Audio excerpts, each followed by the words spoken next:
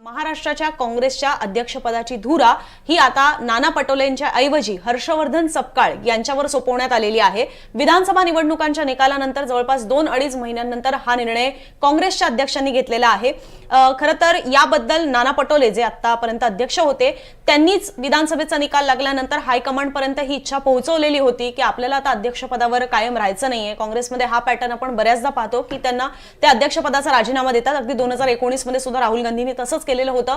तोच कित्ता हा नाना पटोले यांनी सुद्धा गिरवला, कारण की लोकसभा निवडणुकांच्या वेळेला काँग्रेसला महाराष्ट्रात खूप चांगलं यश आलं। एका खासदारांची त्यांची संख्या होती ती 13 पर्यंतची त्यांनी झेप घेतलेली होती आणि त्याच्यातनच लोकसभा निवडणुकांनंतर तोच परफॉर्मन्स कुठेतरी विधानसभेला सुद्धा कायम राहील की काय ह्या विश्वास काँग्रेसला आधीपासूनच होता, फक्त तो अतिविश्वासात परावर्तित झाला की काय, ज्याच्यामुळे त्यांची जे 44 आमदारांची संख्या होती ती घसरून अवघी 16 वर आली। हाच पराभवाचा धक्का कुठेतरी अध्यक्षांना सुद्धा बसलेला आहे का, त्याची जबाबदारी घेत ज्या पद्धतीने नाना पटोले यांनी राजीनामा दिलेला होता किंवा त्यांनी राजीनामा सोपवलेला आहे या बातम्या आलेल्या होत्या, त्याच्यानंतर काही नावं सुद्धा चर्चेत आलेली होती, त्यावर सुद्धा आपण बोलणार आहोत। पण हे नवीन जी जबाबदारी देण्यात आलेली आहे हर्षवर्धन सपकाळ हे फारसे तसे चर्चेत नाहीयेत, फारसे कोणाला माहिती कदाचित नसावेत, पण महाराष्ट्रातलं काँग्रेसचंच नेतृत्व ते राहिलेले आहेत, काँग्रेसचा चेहरा राहिलेले आहेत। बुलढाण्यातनं येतात, विदर्भातनंच ही जबाबदारी पुन्हा एकदा देण्यात आलेली आहे आणि ते 2014 ते 19च्या कालावधीमध्ये आमदार सुद्धा राहिलेले आहेत। एवढंच नाही तर याच्यामध्ये आणखीन एक निर्णय जाहीर केलेला आहे काँग्रेसने, तो म्हणजे गटनेते पदाचा।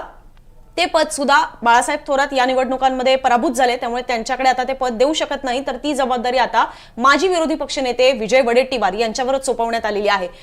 सगळ्यात सुरुवातीला बेसिकच घेऊ की या निर्णयाकडे कसं पाहायचं की आता नाना पटोले दूर झालेले आहेत, हर्षवर्धन सपकाळ यांची एंट्री झालेली आहे। एक नवीन अध्यक्ष म्हणून त्यांच्यासमोर कुठली कुठली आव्हानं असतील आणि काय काय त्यांनी येत्या काळात पक्षाला कशा पद्धतीने सावरणं गरजेचं असणार आहे महाराष्ट्रात? अनुजा, ह्याच्यामध्ये एक गोष्ट स्पष्ट आहे की काँग्रेसकडे काही पर्याय नव्हता आणि आताच्या परिस्थितीमध्ये त्यांना नव्याने पक्षाला उभारी देण्यासाठी म्हणून ज्या पद्धतीने त्यांनी निवड केलेली आहे त्याच्यातच दिसते। आणि तू म्हणतेस ते बरोबर आहे की सध्याच्या ह्याच्यामध्ये हर्षवर्धन सपकाळ हे फारसे न्यूजमध्ये नसलेले, चर्चेमध्ये नसलेले महत्त्वाचे नेते मानले न जाणार। म्हणजे त्यांचे आपण बायोडेटा बघितला तर 2014 मध्ये ते पहिल्यांदा विधानसभेत निवडून गेले, ते आधी ते जिल्हा परिषदेचे अध्यक्ष राहिलेले आहेत बुलढाण्यामध्ये, ग्रामपंचायतीपासून त्यांनी काम केलेलं आहे आणि 2014च्या विधानसभा निवडणुकीत बुलढाणा मतदारसंघामधून ते निवडून आले होते, तेही मनसेच्या उमेदवाराचा पराभव करून। चौरंगी लढत त्यावेळेस झालेली होती आणि त्याचा पराभव करून ते त्यावेळेस निवडून आलेले होते। पण एकूणच आपण जर बघितलं तर त्यांच्यासमोर सगळ्यात महत्त्वाचं चॅलेंज हेच आहे की ज्यावेळेस महाराष्ट्रामध्ये काँग्रेसच्या सर्व महत्त्वाच्या नेत्यांचा पराभव झालेला, की जे काँग्रेसचा फेस म्हणून ओळखले जातात, त्यांचा पराभव झालेला आहे, अशा परिस्थितीमध्ये नव्याने काँग्रेसला उभारी कशी द्यायची, काँग्रेसच्या कॅडरला कशा पद्धतीने उभं करायचं आणि सगळ्यात महत्त्वाचं काँग्रेसचा जो आयडियोलॉजिकल बेंट आहे तो शाबूत ठेवून कार्यकर्त्यांचं नेटवर्क कसं तयार करायचं। कारण नॉर्मली काँग्रेस पक्ष हा कॅडर बेस पक्ष म्हणून ओळखला जात नाही आणि त्यांच्यासमोर ते सगळ्यात महत्त्वाचं चॅलेंज या बाबतीमध्ये महाराष्ट्रामध्ये असणार आहे। एकेकाळी महाराष्ट्रामध्ये काँग्रेसचं कॅडर मजबूत होतं, 99 मध्ये शरद पवार पक्षातनं बाहेर पडल्यानंतर त्या कॅडरला कुठेतरी धक्का लागायला सुरुवात झाली आणि तो धक्का लागल्यानंतर मग काँग्रेस पक्ष हा वेगवेगळ्या ठिकाणी त्या भागातल्या नेत्यांच्या नावाने म्हणून शाबूत राहिला। ज्या वेळेस ते नेते सोडून गेले त्यावेळेस त्याचा परिणाम पक्षावरती झाला। अशा परिस्थितीमध्ये एकदम ऑफबीट चॉईस हा कुठेतरी राहुल गांधी या ठिकाणी घेऊन येताना दिसत आहेत। एक इंटरेस्टिंग गोष्ट मला कोणीतरी आज सांगत होतं की 2014 मध्ये राहुल गांधी फार 4 ते 5 लोकांचा प्रचार करण्यासाठी म्हणून महाराष्ट्रामध्ये आलेले होते विधानसभा निवडणुकीच्या वेळेस। त्याच्यामधली 4 नावं मला साधारण लक्षात आहेत, त्यातले एक यशोमती ठाकूर होत्या ज्यांच्या प्रचारासाठी ते आले होते, दुसरे होते राजीव सातव, त्यांच्या प्रचारासाठी ते आले होते, त्यावेळेस ते खासदार निवडून गेलेले होते, त्यावेळेस त्यांच्या प्रचारासाठी ते आले होते। त्याच्यानंतर प्रशांत ठाकूर आणि मला असं वाटतं की त्याच्या आणि दिलीप हे सपकाळ यांच्या प्रचारासाठी ते आलेले होते आणि अजून एक हे होते, यांच्या प्रचारासाठी राहुल गांधी खास महाराष्ट्रामध्ये आलेले होते। आता इंटरेस्टिंग गोष्ट याच्यामध्ये अशी आहे की त्यांच्याकडे ते आयडियोलॉजिकल काँग्रेसची धुरा पुढे घेऊन जातील या दृष्टीने त्यांच्याकडे बघितलं जात होतं हर्षवर्धन सपकाळांकडे। तर त्या बाबतीमध्ये जर आपण बघितलं तर ते अजूनही काँग्रेसबरोबर टिकून राहिलेले आहेत। 14 ते 19 आमदार राहिल्यानंतर हा एक महत्त्वाचा मुद्दा त्याच्यामध्ये राहिला आणि आयडियोलॉजिकल बेंड कार्यकर्त्यांचं ट्रेनिंग हर्षवर्धन सपकाळ करतात तर त्या दृष्टीने सुद्धा ते फार मला असं वाटतं की काँग्रेसने त्या दृष्टीने त्यांच्याकडे बघितलं असावं. अजून अनेक त्याच्यामागचं राजकारण सुद्धा आपण चर्चा करूच, पण एक बेसिक ओळख आपल्याला जी करून द्यायची असेल तर ती ही ओळख आपण त्याच्यामध्ये बघू शकतो. नक्कीच. म्हणजे त्याच्यामध्ये आपण आणखीनही मुद्दे चर्चेत घेऊ, कारण की निवडणुका होऊ घातलेल्या आहेत. मग राहते की काय, राहते की तुटते की काय, अशा पद्धतीने प्रश्न उपस्थित झालेले आहेत आणि त्याच्यामध्ये काँग्रेसच्या संघटनेत झालेले हे बदल फार महत्त्वाचे ठरतात. त्या मुद्द्यावर येऊ, पण नेमके हे हर्षवर्धन सपकाळ आहेत कोण? सरांनी एक त्यांचा परिचय केलेलाच आहे, पण आपण पुन्हा एकदा त्यावर नजर टाकली तर बुलढाण्यातनं ते येतात, काँग्रेसचे नेते आहेत, राहुल गांधींचे निकटवर्तीय म्हणून सुद्धा त्यांना ओळखलं जातं, आमदार राहिलेले आहेत ते. सगळ्यात महत्त्वाचं म्हणजे की म्हणजे विदर्भातनं आतापर्यंत नाना पटोले हे अध्यक्ष होते आणि विरोधी पक्षनेते सुद्धा विदर्भातनंच येत होते आणि तसंच ओबीसी नेतृत्व होतं. इथे मी चुकत नसेल तर सपकाळ हे एक मराठा चेहरा आहेत आणि त्याच सोबत विदर्भातच ही जबाबदारी ठेवण्यात आलेली आहे. म्हणजे नाना पटोलेंना काढून नवीन अध्यक्ष आले असले तरी ते विदर्भातच पुन्हा एकदा देण्यात आलेले आहेत. हे पश्चिम विदर्भातले आहेत. 1999 ते 2002 पर्यंत ते जिल्हा परिषदेचे सुद्धा अध्यक्ष राहिलेले आहेत. 14 ते 19 मध्ये ते काँग्रेसचे आमदार राहिलेले आहेत आणि त्याच्यानंतर काँग्रेसच्या सध्या आता त्यांचं पद जर पाहिलं तर राजीव गांधी पंचायती राज संघटनेचे राष्ट्रीय अध्यक्ष आहेत ते. इतरही त्यांची तिथे महाराष्ट्रामध्ये अनेक कामं राहिलेली आहेत, खास करून आदिवासी समाजासाठी सुद्धा किंवा तिथे असणाऱ्या जिल्ह्यातल्या आदिवासी गावांसाठी सुद्धा त्यांनी अनेक प्रयत्न केलेले आहेत, त्यांच्यासाठी कामं सुद्धा केलेली आहेत. सो ही एक त्यांची ढोबळमानानं केलेली ओळख. तुम्ही मुंबईतक.in या आमच्या वेबसाईटवर गेलात तर तिथे त्यांचा संपूर्ण सविस्तर परिचय जो आहे तो तुम्हाला वाचता येणार आहे. आता मला सगळ्यात पहिले याचे या मुद्द्यावर विदिन आपण काँग्रेस बोलू आणि मग नंतर त्यांचे आघाडी आणि याबद्दल बोलू. सगळ्यात महत्त्वाचं म्हणजे की नाना पटोले यांना कदाचित अध्यक्षपदावरून हटवलं जाऊ शकतं, याच्या चर्चा या अनेकदा झालेल्या आहेत. फक्त आता निवडणुकांच्या निकालानंतरच नाही, त्या आधी सुद्धा झाल्या. त्यावेळेला काही नावं ही एक चर्चेत होती. सुनील केदारांचं नाव असायचं, अगदी अशोक चव्हाण जाईपर्यंत अशोक चव्हाणांचंही नाव असायचं, कारण ते पण गेल्या दशकाच्या वेळेलाच अध्यक्ष राहिलेले होते. अगदी त्याच्यामध्ये थोरातांचं नाव पुन्हा एकदा घेतलं जायचं, पृथ्वीराज चव्हाणांचं घेतलं जायचं, सतेज पाटलांचं घेतलं जायचं. पण त्यातल्या त्यात एक युवा किंवा आत्ता जास्त रेलेव्हेंट ठरू शकतील ही प्रामुख्याने नावं होती सुनील केदार यांचं आणि खाली सतेज पाटील यांचं, कोल्हापूरमध्ये येणारे. ह्या नावांना डावलून की जे परिचित आहेत, ग्राउंडवर काम करणारे नेते आहेत, ज्यांना इलेक्शन चांगल्या पद्धतीने हाताळता येतं असं म्हटलं जातं, त्या नेत्यांना डावलून हर्षवर्धन सपकाळ यांची निवड का झाली असावी? अनुजा, अत्यंत इंटरेस्टिंग गोष्ट अशी आहे की विधानसभेचे निकाल लागल्यानंतर एक प्रयत्न असा होता की काँग्रेसमधल्या काही लोकांना वाटत होतं की बाळासाहेब थोरातांनी पुन्हा एकदा महाराष्ट्राचं अध्यक्षपद घ्यावं म्हणून. मला असं वाटतं की कदाचित त्याला बाळासाहेब थोरातही तेवढे तयार नव्हते आणि काँग्रेस हायकमांड सुद्धा फारशी त्याच्याबद्दल इच्छुक नव्हती. नंतर सतेज पाटील म्हणजे बंटी पाटलांना सुद्धा त्याच्याबद्दल विचारण्यात आलं, but he was also not very कीन अबाउट इट. दुसरी गोष्ट अशी की नाना पटोले आता अध्यक्षपदी राहणार नाहीत ही गोष्ट तर क्लिअरच झाली होती. आणि कारण त्यांचं एक तर टर्म 3 वर्षाची झालेली होती असं आपण म्हणूया एका याच्यामध्ये.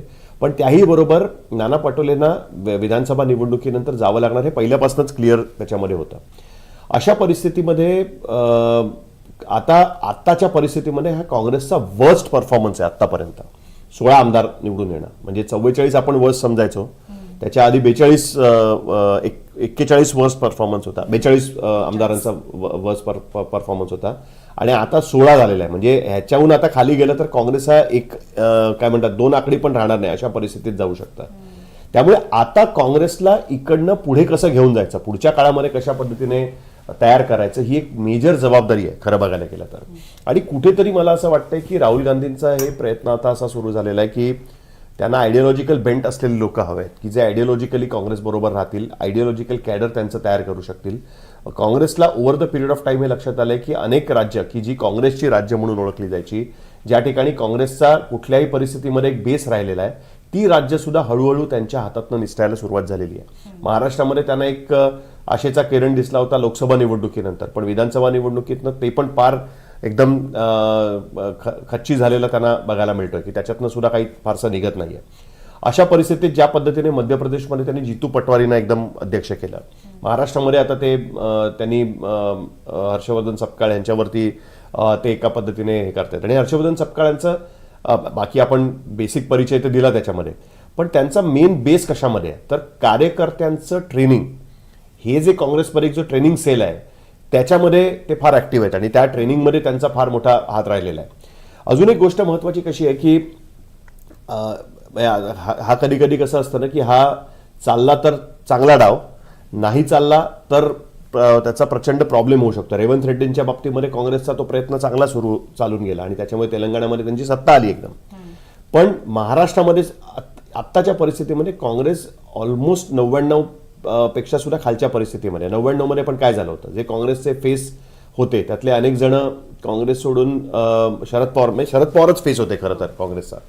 सुशील कुमार शिंदे आणि बाकी सगळे जण होते, पण पब्लिक फेस शरद पवार होते. आणि त्यांच्याबरोबर महाराष्ट्र विधानसभेचे विरोधी पक्षनेते आणि विधान परिषदेचे विरोधी पक्षनेते दोघंही त्यांच्याबरोबर निघून गेले होते. प्रतापराव भोसले ज्यांना पर्टिक्युलर जिल्ह्याच्या बाहेर त्यांच्या नेतृत्वाचा रीच नव्हता, त्यांना अध्यक्षपद मिळालेलं होतं. पण त्यावेळेस काँग्रेस खालती स्ट्रॉंग होती आणि त्याच्यामुळे काँग्रेसचा परफॉर्मन्स एक बेसिक 75 जागांपर्यंत त्यांचा परफॉर्मन्स 99च्या निवडणुकांमध्ये निघून गेला. त्यावेळेस असं वाटत होतं की काँग्रेस आता संपेल की काय म्हणून. आताची परिस्थिती खरोखरच काँग्रेस संपेल की काय अशी परिस्थिती निर्माण झालेली आहे. अशा परिस्थितीमध्ये म्हणजे या निवडणुकीमध्ये मेजर झटके काँग्रेसला बसले. यशोमती ठाकूर हरल्या, बाळासाहेब थोरात हरले, अशोक चव्हाण काँग्रेस सोडून निघून गेले, राधाकृष्ण विखे पाटील आता काँग्रेसमध्ये नाही, ज्यांच्यावरती विरोधी पक्ष नेतेपदाची जबाबदारी होती. बंटी पाटलांचा जो मतदारसंघ ओळखला जातो कोल्हापूरमध्ये, तिकडे काँग्रेसचा पराभव झाला. पृथ्वीराज चव्हाण विधानसभेची निवडणूक हरले. अशा परिस्थितीमध्ये आता जुन्या चेहऱ्यांवरती हे करण्यापेक्षा नो बॅगेज फेस हा घेऊन येणं आणि पब्लिक फेस आणण्यापेक्षा कार्यकर्त्यांना तयार करणारा फेस आणणं, अशा पद्धतीचा प्रयत्न कुठेतरी काँग्रेसचा त्याच्यामध्ये दिसतोय असं मला त्याच्यामध्ये दिसतंय. नॉर्मली प्रदेशाध्यक्ष ह्याला पुढचा मुख्यमंत्री म्हणून बघितलं जातं. रेवंत रेड्डी प्रदेशाध्यक्ष होते तेलंगणामध्ये, पण त्याच्याऐवजी त्यांनी विजय वडेट्टीवारांना तिकडे विधानसभेमध्ये त्यांना म्हणजे जे विरोधी पक्षनेते पण होते आणि त्यांना तिकडे पुन्हा एकदा त्यांनी लेजिस्लेटिव्ह पार्टीचा नाही विधिमंडळ पक्षनेता बनवलेले. सो सपकाळ मराठा आणि ते ओबीसी विदर्भातलंच कॉम्बिनेशन ते कुठेतरी वापरतायत. अजूनही त्यांचा विदर्भावरती जोर दिसतोय, पण मराठा ओबीसी कॉम्बिनेशन कुठेतरी तयार करणं अशा पद्धतीचा प्रयत्न त्यांचा काँग्रेसचा त्याच्यामध्ये दिसतोय. आणि त्यातही महत्वाचं आयडिओलॉजिकल लाईन्सवरती हे करणं. त्याच्यातनं मला असं वाटतं की जे मेजर चेहऱ्यांची तू नावं घेतेस, आपण एक नावं पण डिस्कस करू शकतो पाहिजे तर, पण त्याच्यामुळे कुठेतरी त्यांचं हे कमी झालंय का. म्हणजे आय थिंक सतेज पाटलांनी अध्यक्षपदासाठी त्यांनी नकार दिला, कारण पराभव त्यांना एवढा लागलेला आहे तो आत्ताच्या परिस्थितीमध्ये. आणि दुसरं अजून एक इंटरेस्टिंग मला काय जाणवतं माहिती आहे अनुजा, की आत्तापर्यंत संस्थांच्या माध्यमातून ज्यांचं जाळं आहे त्यांच्यावरती काँग्रेसने नेहमी प्रयत्न करून पाहिला. महाराष्ट्रामध्ये पहिल्यांदाच त्यांनी असे कोणीतरी अध्यक्ष बनवण्याचा प्रयत्न केला की ज्याचं ते बॅकग्राऊंड नाही आहे, त्याचं ऑर्गनायझेशनचं बॅकग्राऊंड आहे, ज्यांनी ऑर्गनायझेशनमध्ये काम केलं. राजीव सातव वगैरे हे सगळेजण राहुल गांधींबरोबर ऑर्गनायझेशनमध्ये काम करणारे लोक होते. तर तशा ऑर्गनायझेशनमध्ये काम करणाऱ्या माणसाला त्यांनी पुढे आणायचा प्रयत्न केलेला आपल्याला त्याच्यामध्ये बघायला मिळतोय.